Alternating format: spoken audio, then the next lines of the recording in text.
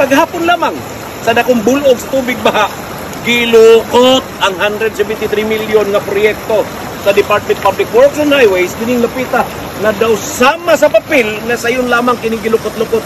Og ato nakita ang mga set files nga kapino sa kamitros lang gani gikalingawan karon ni mong amigo na to. Oh, gikalingawan niya kay usaon na lang na nimo murabag imo na lang ang kalingawan na naghipos. Kapintuig pa ni nga project, no? Og didto kung ato ang aninahon mga higala, mao kini kabahin sa 47 million. O 47 million nga naa ni kalig-on kanindot magkatrabaho. Dili akan siyang gobyerno. Kumpara sa 173 million nga sayon kay nalukot. Parehas magginigi-agi sa baha. Ano wa man naunsa lagi ni.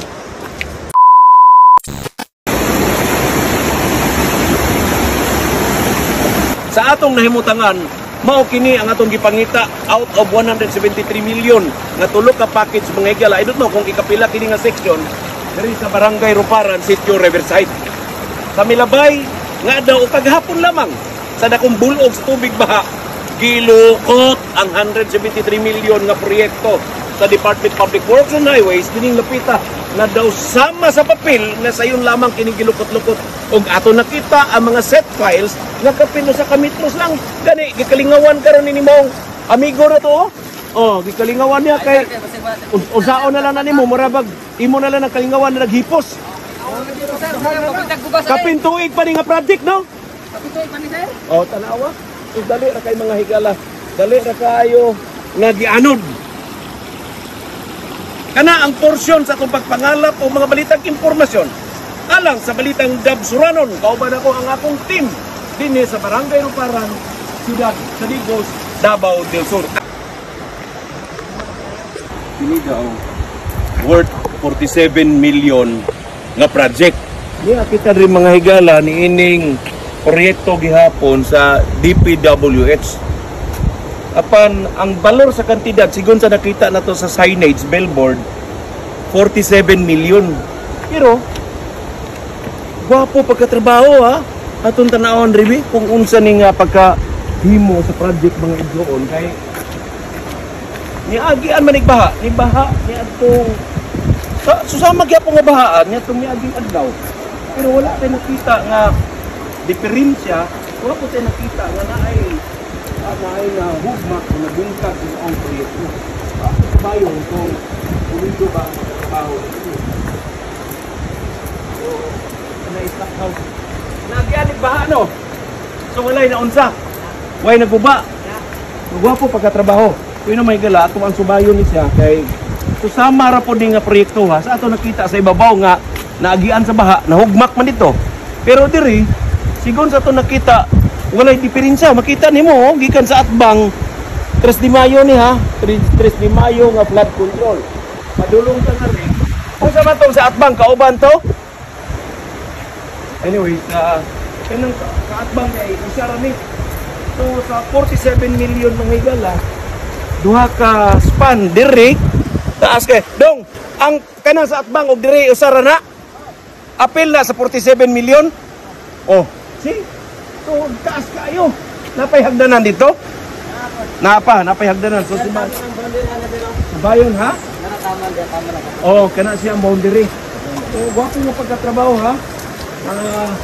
Kudos sa kontraktor nga naghimo ani, kinsa bang kontraktura ani, maay pagkatrabaho sa ilahang project rin nakita. Okay, atong si Bayon. Kay, at least, na po tayo mabalita nga eksakto. Hindi man tap ingon nga sa ato ang team, puro ta negative. Atong daygon ang mga trabaho sa pipila sa mga kontraktor nga nagtarong sa pag-perform sa ilang proyekto. Og didto, kung ato ang aninahon mga higala, mao kini kabahin sa 47 million. O 47 million nga naa ni kalig-on kanindot magkatrabaho. Dili akan siyang gobyerno. Kumpara sa 173 million nga sayon kay nalukot. Parehas magginigi-agi sa baha. Ano wa man naunsa lagi ni. Oh.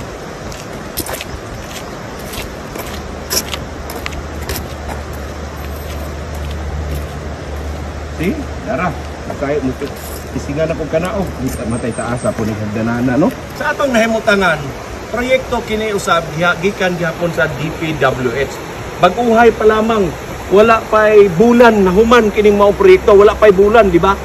So, 1 month old pa lang siya, pero makita nimo na agian og buhawi, na agian og baka sa milabayng adlaw susama sa nitabo dito sa unahan nga ato ang gipanubayan. Ang dito nahugno 173 milyon. Ang mga seat piles dito sa babaw tag-ingon ini. Pero dinhi mahigala tungod sa kalalom o kataas sa set pile nga gipanglubong, dili gyud ni gimaw, wa gyud nakitang gimaw. Ingon man dito sa atbang, pero kay balumo nga ang kantidad aning maong flood control 47 million lang. Pero kung makita nimo ang span gikan diri og sa atbang, kung imo ning streeton perting taasa.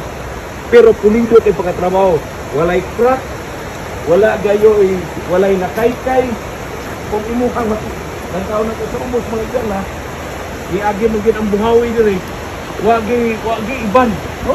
Di makita nimo set piles. Sa ato pa, lalom kayo ang setting. Tungod sa pundasyon nila Lincoln, naani bakal pagkatrabaho, kumpleto sa bakal, mga higala ang project na ibuhat sa kontraktor ni ini, maayong pagkatrabaho. So kinsa ka mga kontraktor nga nagbuhat ani maong flood control Ministries di Mayo, ana tanimo. Ha? Congratulations nimo.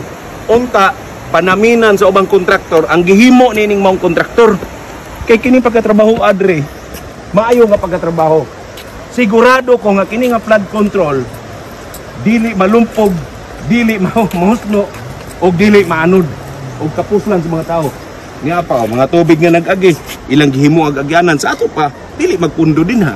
Malahos gihapon ko pa. Kinsa man kontraktor nga naghimo nining maong proyekto.